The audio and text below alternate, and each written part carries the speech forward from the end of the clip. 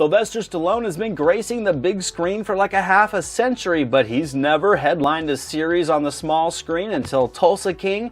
Stallone is great in this role. The story thus far is intriguing, but as a season 1, Tulsa King is a bit underwhelming. So let's get into it. You're overplaying your hand. When I play my hand, you won't see it coming. Any flammable liquids or firearms? In the box? Nah.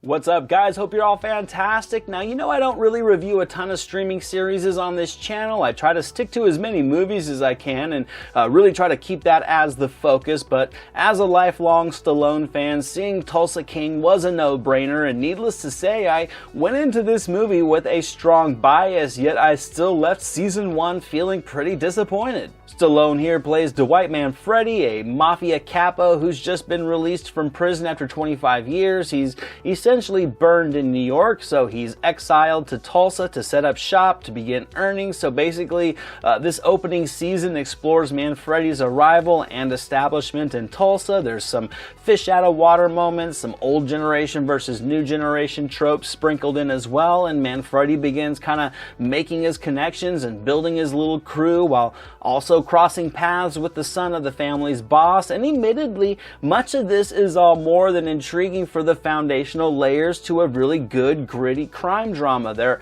are a few recycled subplots and character arcs, but it still easily entertains. And like I said, Stallone's great. He's fun in this role, and he fits the mold of an old school mobster with his tailored suits and gold jewelry and old-fashioned ethics like he was meant to play it. I mean, he's menacing when needed. His awkwardness in many situations unintentionally results in some of Stallone's most effective humor, and he also has an emotional side as he's dealing with mending his estrangement with his daughter. So Stallone gets a lot to do in this role, and he shows he still has plenty of acting gas left in the tank. But unfortunately, the issues with this series get in the way of his performance, and they also get in the way of the plot progression, and that single issue would just be its format. The series plays out in 9 episodes that last roughly about 40 minutes, and that isn't a deal breaker, but this series is a classic example of why I don't like watching weekly content, and that's because each episode seems much more reliant on weaving a cliffhanger to bring you back the following week than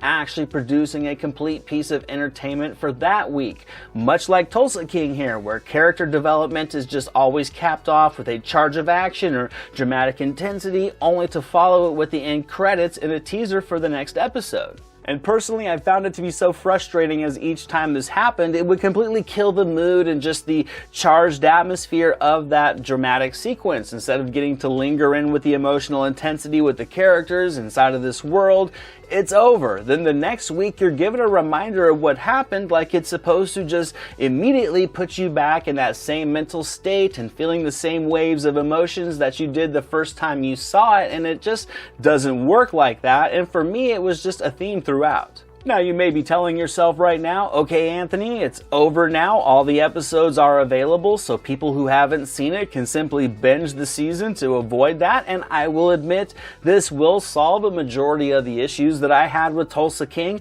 However, as a season from start to finish, I also felt like it left a lot of important plot lines under-resolved.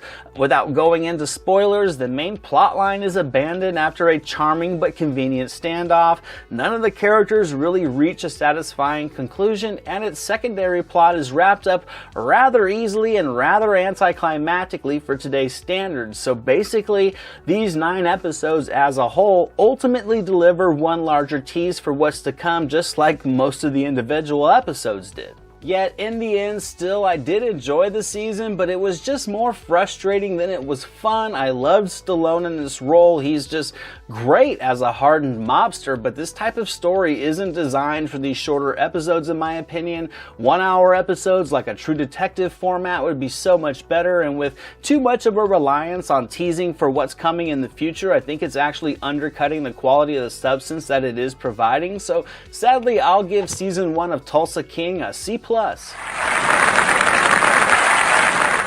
And that's my video for today, guys. Thank you for watching this review of Tulsa King. Let me know down in the comments what you thought of this series, if you've checked it out, or what some of your favorite Stallone movies are. I'd love to hear what your guys' thoughts and opinions are. I'll see you guys in my next video as always, and until then, movies never say die.